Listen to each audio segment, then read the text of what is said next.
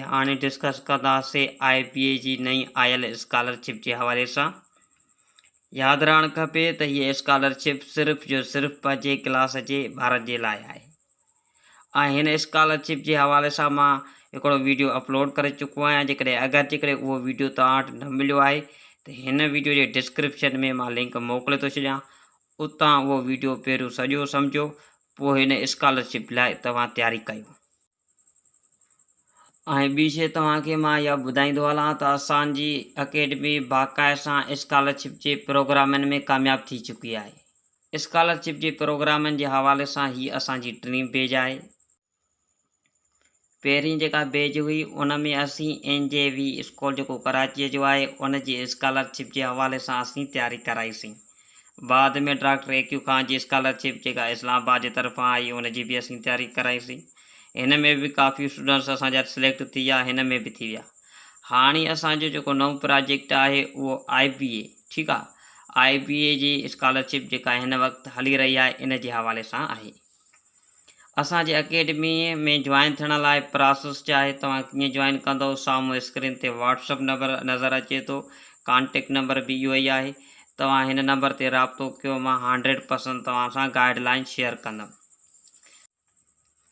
ऐं उन सां गॾोगॾु हिकिड़ी शइ मां तव्हां सां शेयर कंदो हलां त असांखे शयुनि खे रटण जी काई ज़रूरत न आहे। असां टू द पॉइंट पढ़ाईंदासीं जेका एग्ज़ाम्स में अची सघे थी।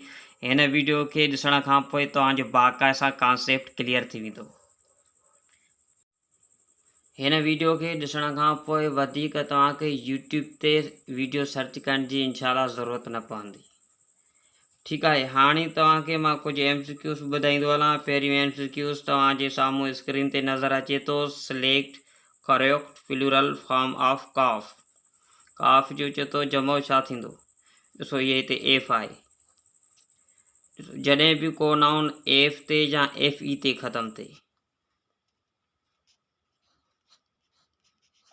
ठीकु आहे, उन F या FE खे V में वटाए आख़िर में ES मिलाइणी आहे, ठीकु आहे। जेकॾहिं F ते ख़तमु थो थिए त उनखे E बि ॾियणी आहे। जेकॾहिं FE ते थो ख़तमु थिए सिर्फ़ु आख़िर में ES मिलाईंदासीं। हाणे हीउ ॾिसो, काफ F ते ख़तमु थो थिए, F खे V में वटाए ES लॻाईंदासीं, C ऑप्शन में मौजूदु आहे। नेक्स्ट क्वेश्चन जे तरफ़ वधंदासीं। Pick the odd one out, यानी चए थो हिननि मां कहिड़ो मुख़्तलिफ़ आहे। ॾिसो काफ़ी स्टूडेंट्स छा कंदा, चवंदा असां सिंध में रहूं था, सिंध खे टिक करे छॾींदा।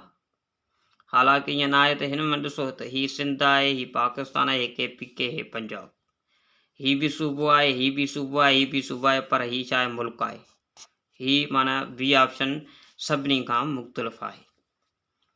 नेक्स्ट वीडियो जे तरफ़ वधंदासीं। आए देश देश काउ एट माय होम, हिते छा इस्तेमालु थींदो। ॾिसो हिते असांखे को कमु कोन थो ॾेखारे, को एक्शन कोन थो ॾेखारे, हिते सिर्फ़ु मालिकी थो शो करे त माना गांव जो मालिक केरु आहे। आए सां हमेशह छा इस्तेमालु थींदो आहे, have. I have cow at my home, my mother prefer coffee, देश देश टी, ठीकु आहे। जॾहिं बि लफ़्ज़ प्रिफेयर अचे उन सां हमेशह असीं टू इस्तेमालु कंदा आहियूं, ठीकु आहे। नेक्स्ट जे तरफ़ वधंदासीं। इंटरनम्स ऑफ कंटिन्यू। कंटिन्यू जो इंटरनम्स छा थींदो आहे, इज़, माना थींदो आहे डिसकंटिन्यू, ठीकु आहे। हाणे नेक्स्ट डे वधंदासीं। Which of following sentence is not correct, यानी हेठियनि जुमलनि मां कहिड़ो जुमिलो सही न आहे।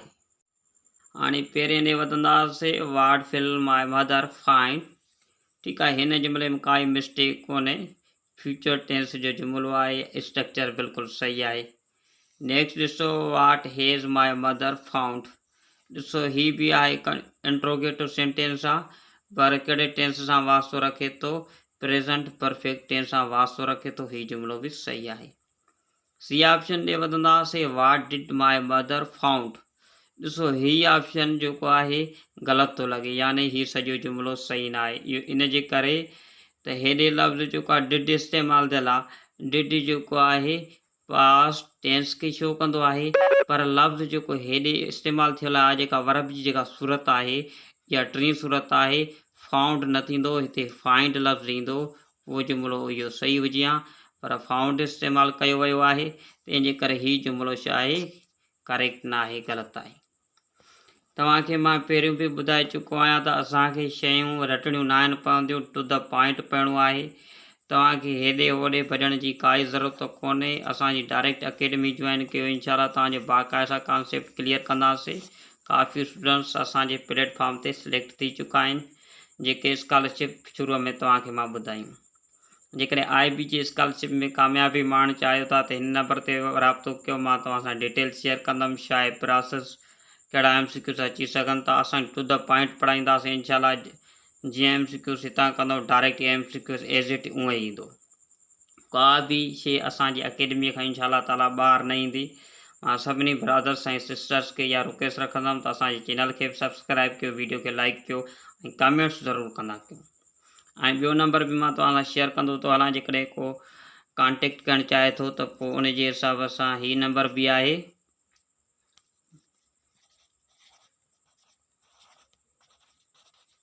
ठीकु आहे। हिन नंबर ते बि तव्हां कॉन्टेक्ट करे सघो था, 0308985835, ठीकु आहे। हीअ ॿई नंबर जेके आहिनि ज़ाहिद अलीअ जे नाले सां आहिनि, तव्हां डायरेक्ट असां सां राब्तो करे सघो था। ऐं हिन वक़्तु जेके असीं बेज हलाए रहिया आहियूं, उहा सिर्फ़ु IBA जी न, बल्कि ॿी बि हिन सां गॾोगॾु बेज हलाए रहिया आहियूं। अगरि जेकॾहिं तव्हांजी मैथमेटिक्स ऐं इंग्लिश स्ट्रांग न आहे, उनखे स्ट्रांग करणु चाहियो था त हिन नंबर ते राब्तो कयो, असांजी अकेडमी जॉइन कंदो। असां तव्हांखे बाक़ाइदा सां कोऑपरेशन कंदासीं, हेल्प कंदासीं। Z2A अकेडमी हिन वक़्तु 2 कोर्स पेश करे रही आहे, ठीकु आहे। हिकिड़ो IB स्कॉलरशिप जे हवाले सां, ॿियो यूज़फुल कोर्स जे हवाले सां। हिन में 2 सब्जेक्ट आहिनि, हिकिड़ो मैथमेटिक्स आहे, ॿियो असांजो सब्जेक्ट आहे इंग्लिश। छो त कहिड़ी बि स्कॉलरशिप अचे, जॉब अचे, उन्हनि में हीअ 2 सब्जेक्ट हूंदा ई हूंदा आहिनि। इन जे करे मां तव्हांखे सजेशन ॾींदुमि, जेको क्लास में 5 में न आहे, कंहिं ॿिए क्लास में हिनमहिल पढ़ी रहियो आहे, ऐं उहो जेकॾहिं पंहिंजी मैथ ऐं इंग्लिश स्ट्रांग करणु चाहे थो त साम्हूं ॾिनल नंबर ते राब्तो कयो।